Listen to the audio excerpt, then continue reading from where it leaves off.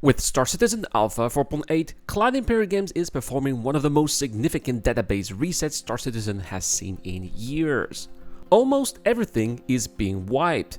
Ship purchase in-game, credit items, reputation, Wikelo and executive hangar ships, and progression.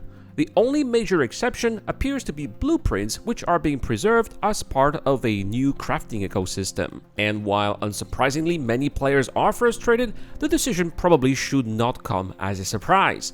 In fact, we have been predicting this wipe for years on this channel ever since the announcement of crafting, and quite frankly, I was surprised it didn't come out with Alpha 4.7. For years, CIG has tried to reduce the frequency of wipes as persistence technology improved. Long-term persistence was introduced specifically to avoid the old cycle where every major patch erased months of progression. But Star Citizen in 2026 is no longer the same game it was 2 years ago. The scale of the economy, which now features intertwined game loops, item systems, player inventories, crafting preparation, and server infrastructure, has become dramatically more complicated. Not to mention that there were also many flaws that had to be corrected. The biggest issue appears to have been economic instability. Over the past patches here, duplication exploit and unintended money generation methods severely damaged the in-game economy. Massive stockpiles of duplicated equipment, inflated credit balances, and abnormal wealth accumulation made balancing increasingly difficult.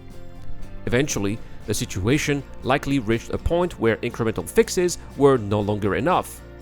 As far as I'm concerned, I somehow ended up with billions of credits that I just didn't know what to do with, apart from buying countless ships I would fly once or twice, or maybe buy Wikelo items for hundreds of millions of credits, which was ridiculous. Money ended up losing all of its value, the only real currency left being time, rare items, and reputation. Now, the larger question is not whether the 4.8 wipe is justified. It was actually long overdue. The real question is whether it will be the last major wipe before Star Citizen reaches beta or eventually launches as version 1.0, and the answer is most likely no. As painful as wipes are, Star Citizen is still, after all these years, deep in active development. Core systems are still changing and, in for some cases, are still missing. The economy is evolving and still needs a major feature here, which is StarSim. Crafting has not fully arrived yet, and we're just getting ship components with Alpha 4.8, but eventually we are going to be able to craft everything else that we can interact with in the game, ranging from a simple bottle of water to entire ships. Base building is still ahead of us. Dynamic server meshing continues to make monthly progress. Insurance systems, resource ownership, manufacturing, and player-driven economies are still being built or heavily iterated upon. Every one of these systems has the potential to require additional database restructure or progression resets. That is why the community as a whole increasingly view future wipes as inevitable rather than exceptional. The game is simply too unfinished for permanent persistence to be fully guaranteed yet, and that is why old-timers like myself have eventually integrated that fact, but it is something that new players must unfortunately learn to accept. Star Citizen is not a game yet, it's a passion project that's being built, a once-in-a-lifetime masterpiece, a digital cathedral that takes absurd amount of time and resources to make, and anyone who enters the project, in my opinion, must have these facts in mind. However, CIG likely understands that players need some form of lasting progression if they expect people to invest thousands of hours into the game long term. I personally know plenty of people who have an account with the game package and yet refuse to engage in the game because they know that the time they invest will be done for nothing eventually. Completely deleting everything repeatedly becomes harder to justify as systems mature. Preserving blueprints may be the first major step towards solving that problem.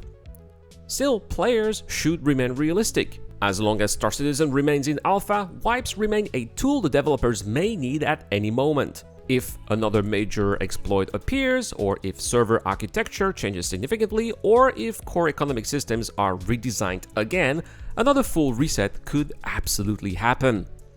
In fact, Many players now expect at least one additional major wipe before beta, and very likely one final wipe before the official 1.0 launch itself.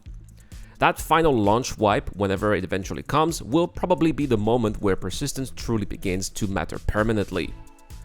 Until then, every patch should still be viewed as part of an evolving test environment rather than a fully stable MMO economy, and perhaps that is the healthiest way to approach Star Citizen right now.